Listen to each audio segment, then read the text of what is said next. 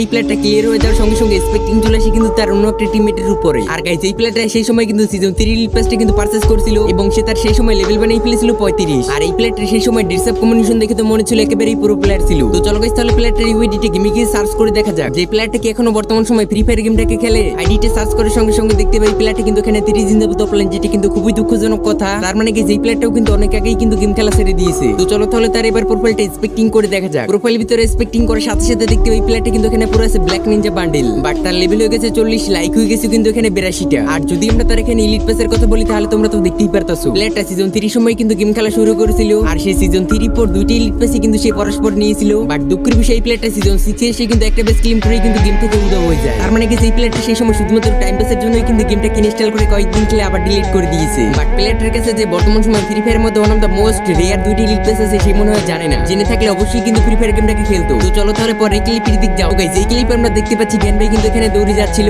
but এখানে কোনো কিছু বোঝার আগেই